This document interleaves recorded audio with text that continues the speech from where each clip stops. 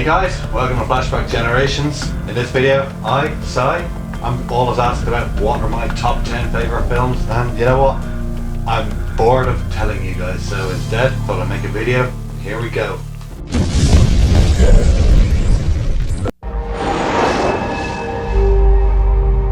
I have this condition. A condition? It's my memory. Amnesia? No. It's different from that. In the year 2000, honestly, I didn't even know who Christopher Nolan was. Sure, Guy Pearce was barely a registered actor around that time too, but wow did the notion of playing a film backwards and bit by bit blow me away.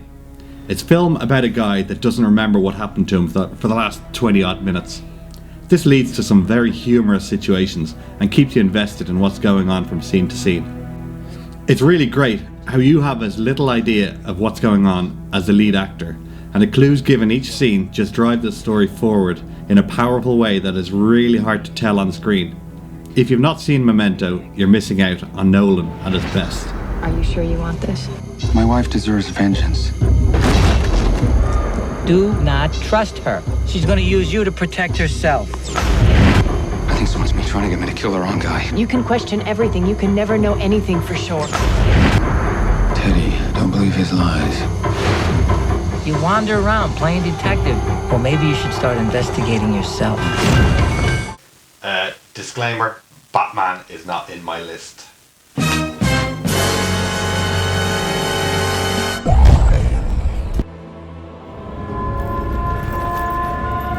In the lands of Middle-earth, legend tells of the Dark Lord Sauron and the ring that would give him the power to enslave the world. Lost for centuries, it has been sought by many, and has now found its way into the hands of the most unlikely person imaginable. Yes, I know, predictable that this would be on my list.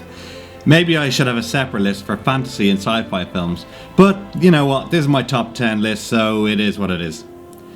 I find it unlikely anyone watching my top 10 lists hasn't seen The Fellowship of the Ring, or at least one of the 1 million parodies to tell you the plot and the story, or at the very least, you've read the book, right? A book? Well, to put it bluntly, it's about these little people who go on a wacky adventure. They go skiing in the mountains, decide it's not for them, so they go rambling in these caves. They get through that, they lose some friends, they make some enemies, they make some more friends, and then they top it up and they have a big fight, as we do. It's a long film and sets up for a bigger saga. I recommend watching the extended editions of all this trilogy, as some of the cuts in the theatrical release don't make a lot of sense. So if you're going to invest any time at all, do it right. Invest in the extended edition. It takes you what feels like weeks, but do it.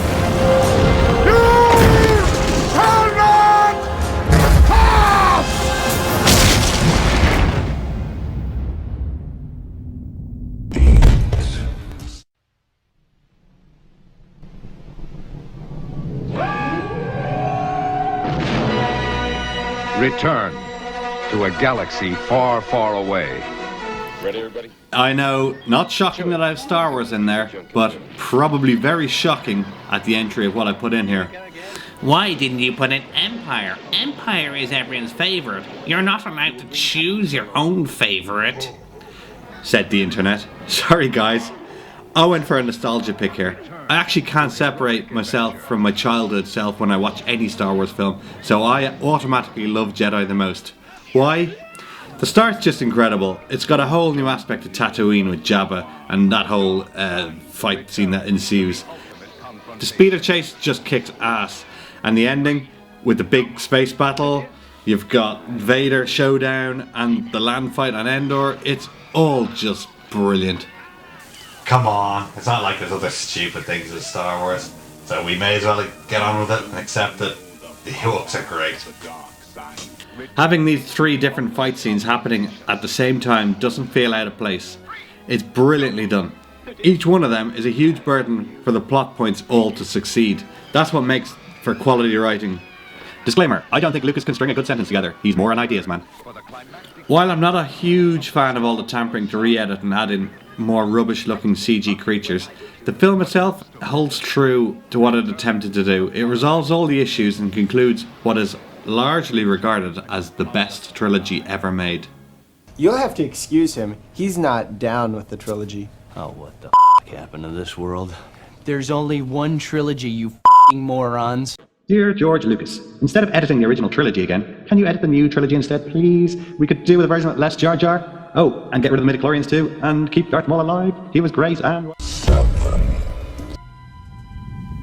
Was there an alien on board? Yes. Yes, controversial, I know. I'm fully aware of the rep of Alien 3, and obviously I'm a massive fanboy of the first two films, but you know what? The Blu-ray version of Alien 3 really impressed me. So much so, it jumped the queue and here it is in my top 10. What did the Blu-ray do to me? Well, firstly, there were several edits put in to extend the running time. It puts in a more coherent story and finishes off thoughts and processes. I really liked how at one point they have in fact captured the creature, but is all foiled due to their own incompetence. Perhaps most impressively though was getting the same actors back on to re-record edits of the film that suffered in quality the first time around. I don't know any other film that has this sort of devotion and dedication to it, especially after reception of the film was lukewarm at best. I hold this trilogy. Yes, there's only 3 films. Ripley dies at the end of 3. Unless somehow Alien 5 is amazing and then Alien 4 is written into it and it's brilliant again. In very high regard, and perhaps it is a remade version of Alien 3 that took me by such surprise that I rate it so highly. The alien has never been scarier, the acting is all top quality, and the dread, despair and horror is all there as expected. Please, if you've not already, give this Blu-ray a chance.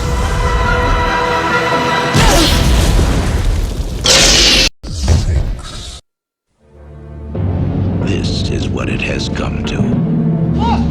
Help there! They're coming back! Come on! Move it! Here is where it shall be decided. There it is. I'm a big fan of the old post-apocalyptical angle, and Mad Max does it better than most. Why choose Mad Max 2? Fury Road is way better, said the YouTube viewers. Whoa, internet, calm down. I thought Fury Road was brilliant, but not enough time has gone past for me to fully judge it. In a year or two, hey, maybe it'll join the ranks of my top 10. So, back to Mad Max 2. Mad Max 1 is a mess of a film. It doesn't really have a point. It's like the idea of an ex-cop was enough to make for a very dated, soft revenge film. Mad Max 2 is its own thing entirely. For no reason at all, it decides that the world has spun on its head and the apocalypse has happened. Why? How? It doesn't really matter, but once it gets going, the script and plot move the entire film. Yes, like Fury Road, but just remember who copied who. And there's little time for any respite, which is how films should be. A survivor just wants to get on with living day to day, thrown into a situation of helping out a community for his own benefits. Max finds himself travelling from point A to point B, simple plotline. You don't need much more than that. Mad Max 2, from start to finish, is a roller coaster ride and deserves high praise for its incredible action sequences. Mad Max 3 starts the same with some great concepts and action, but hits a wall in the midpoint, which is a real shame for the original trilogy. I feel like the next few episodes of Mad Max are just going to improve with age. It's an untapped franchise with a lot to give, and an audience that's really, really looking forward to it. Pray that he's still out there. Somewhere. Mad Max 2.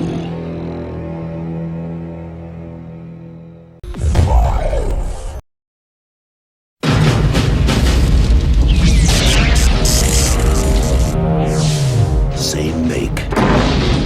These were taken at the West Highland Police Station, 1984. You were there. Probably a film that features in most people's top 10 lists. People being blokes in their 30s that have a man crush on Arnie films. T2 tops the bill of Arnie's best movies by a long shot. T2 has everything. Tension, fear, humour, a story that nails it, and a plot that doesn't ruin the first film at all. In fact, it enhances it. The music, the sound and the acting is all top notch too. Strangely, this was one of the touting points for CG in the early 90s, and it still looks great today. Mostly in part because the special effects teams knew what parts should and shouldn't be CG, something sadly lacking from today's movies. Like Mad Max, the action rarely lets up, and when it does, there is strong acting and punchy storylines to make up for it.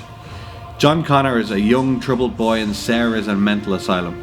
Skynet sends back a T-1000 Terminator to kill him, and the survivors in the future send back a refurbished T-600. It's very cool to see two killing machines fighting throughout.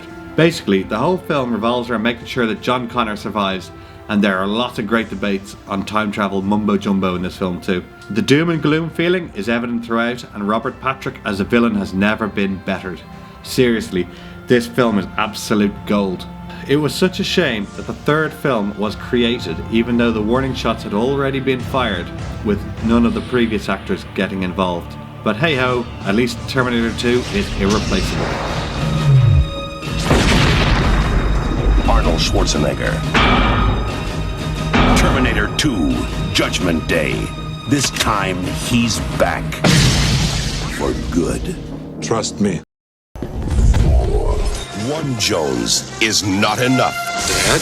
Junior? Don't call me that, please. Follow me! I know the way! An awesome film. My favourite of the Indiana Jones trilogy. Harrison Ford puts in his usual excellent performance, but this time the supporting cast was just perfect. Don't get me wrong, every Jones film has some great supporting characters, but this time, using his dad and a double agent Nazi was spot on. As usual, he doesn't have the easiest time dealing with people, and there are several gags throughout. As the name suggests, Indiana Jones is on a quest for the Holy Grail, and he's on a race to get it before the Nazis do.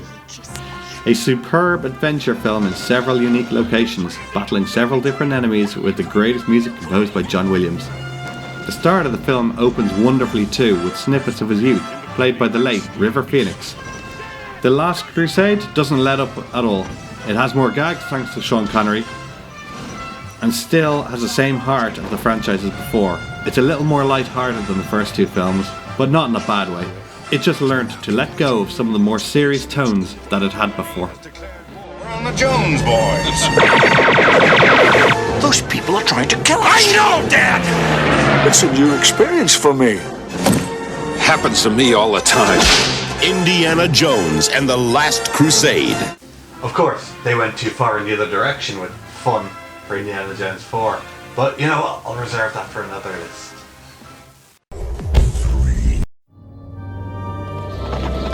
The omen is true. Where's the baby?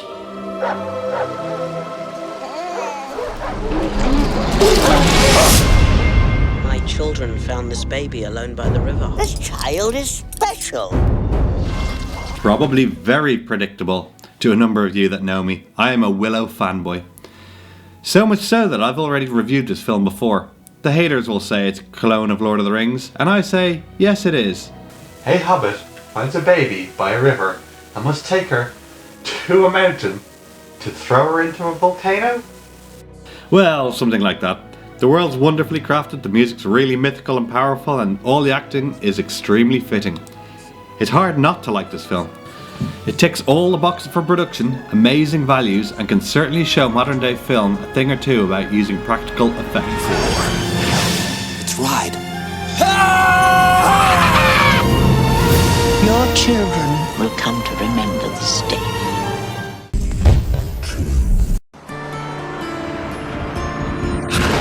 I bet a lot of you are wondering what the hell this film is. At number 2 as well. Bizarre! Well, let me get one thing straight. I generally hate thrillers. They are not thrilling, and most of the time they promise much more than actually happens, and twists in films don't automatically make it great. The Chaser really hit the nail on the head. It's a dark film in every respect about an ex-cop, now turned pimp, that accidentally gets involved in an altercation with a murderer. Don't worry, I won't spoil it any more than I already have. I'll just say that there's a lot of suspense and shock moments in this film. I love the main character. The anti-hero redemption story is rarely told better or so boldly. I don't imagine the budget was massive, but everything about this film is done right. You really care for the characters.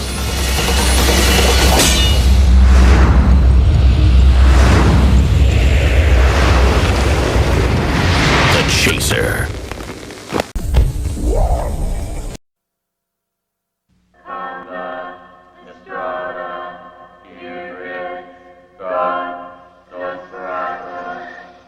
And anybody that knows me knows I love Bruce Campbell. Evil Dead 2 is just a masterpiece of ideas, cinematography and storytelling. To tell a brutal story about one man's survival in such an over-the-top and comical way is a massive achievement. I really don't like Evil Dead 1 either. I find it a very boring B-movie, but everything done wrong in this is now rectified. Now, I've tried to watch this with several different sorts of people, and honestly, it's okay not to like or get it, but if you really appreciate film as a medium, then this is a golden nugget. Sure, the sound is a little harsh, lack of score, and Bruce Campbell is probably closer to Mickey Mouse than a real human at times, but it sparked a genre of filmmakers and effects enthusiasts. Evil Dead 2 spoke volumes to the everyday man about what is possible with a minimum budget and a lot of creativity. Everything wrong with Evil Dead 2, it does right tenfold in the other areas. This is my favourite film of all time. Swallow your soul! Evil Dead 2, Dead by Dawn. There you have it. That's my top 10. Do you agree or disagree with my list? Hey, let me know below. See ya.